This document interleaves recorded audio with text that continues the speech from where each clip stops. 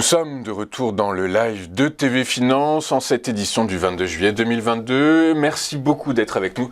Si vous nous rejoignez à l'instant, comme convenu, nous allons suivre les tout premiers échanges à la Bourse de Paris. Et pour ce faire, je suis en plateau avec Antoine Quesada. Bonjour Antoine. Bonjour Louis-Antoine. Bonjour, merci beaucoup d'être avec nous ce matin. Je rappelle que vous êtes trader, formateur et coach chez AQTS.fr. Antoine, on a assisté probablement à un simple rebond technique sur l'indice phare parisien.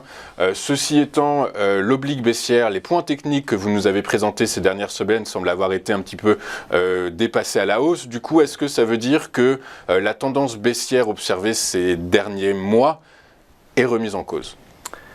Bien, pour moi, la tendance de fond de long terme, donc de ces derniers mois, comme vous dites, n'est pas remise en cause, loin de là, je pense. En revanche, à plus court terme, et c'est ce que j'évoquais vendredi dernier, je disais qu'il était urgent que le CAC reparte un petit peu à la hausse, casse les plus hauts précédents pour ne pas risquer de repartir là très franchement à la baisse. Et j'avais évoqué cette oblique baissière qui coiffait les cours et qu'on n'arrivait pas à franchir à la hausse. Et on l'a fait finalement assez rapidement. Et non seulement on l'a fait, mais ensuite j'avais fixé le premier objectif, étant le petit haut précédent qui était à 6053 points, qui lui aussi a été franchi à un moment donné. Et au-delà, il fallait franchir les fameux 6156 qui pour moi étaient vraiment le vrai haut précédent qui pouvait donner à ce moment-là l'espoir que ce rebond technique soit un peu plus puissant qu'un épiphénomène de quelques jours. Donc là, le franchissement donc en clôture à la hausse des fameux 6156 points que l'on a ici, que j'ai matérialisé sur le graphique avec la ligne horizontale en bleu que vous avez là, aujourd'hui il va faire office de support. On l'a franchi à la hausse.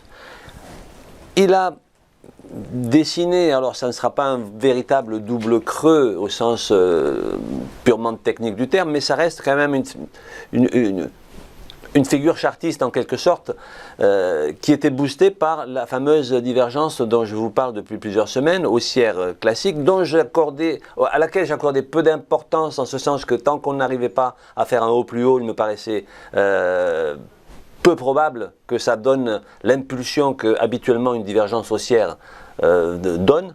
Et finalement, le fait d'avoir bougé à la hausse ces derniers jours, et donc principalement avoir franchi la ligne de coup de ces fameux 6156, laisse espérer une petite poursuite de ce mouvement aussi, qui à ce moment-là, à terme, donc si je prends la figure chartiste, et encore une fois elle n'est pas pure, mais ce double creux, appelons-le comme ceci, libérerait un potentiel de hausse, et en général, le premier objectif relativement fiable, c'est 50% du potentiel. Et 50% du potentiel, si vous regardez les paliers de Fibonacci que j'ai tracés sur la droite de l'écran, qui donnent donc les différents niveaux de résistance que serait le potentiel de hausse de cette figure. Donc dans un premier temps, ben on l'a atteint, le 23,6, c'est-à-dire les 6244 sur lequel on a buté pour revenir, et on est actuellement... on est un peu en dessous quand même. On est en dessous, bien entendu, mais on est toujours au-dessus de la ligne de coup, des fameux 6156. On est encore au-dessus. Donc, on peut espérer une poursuite, une petite poursuite de la hausse. Petite poursuite de la hausse, bon, pas forcément entre aujourd'hui et les jours de la semaine prochaine. Et à ce moment-là, on aurait le palier suivant se situerait. Donc au-delà des 6244 que l'on a atteint mais sur lequel on est en train de reculer, on aurait en 38,2% de Fibonacci en potentiel les 6298 points, autant dire 6300, et les 50% dont je vous parlais tout à l'heure qui correspondent à 6341 points. Et comme par hasard, ces 6341 points, si on les atteignait, je dirais très rapidement, correspondent à peu près à l'oblique baissière de long terme que l'on a ici en noir, qui, elle, matérialise la vraie tendance baissière de fond, de long terme. Donc voilà, je suis nettement plus optimiste que la semaine dernière, compte tenu de la réaction assez positive qu'a eu le CAC ces derniers jours. Donc la figure chartiste est validée, il y a un petit potentiel de hausse qui, selon moi, pourrait permettre au CAC d'aller jusqu'à 6341 dans les jours qui viennent, dans le courant de la semaine.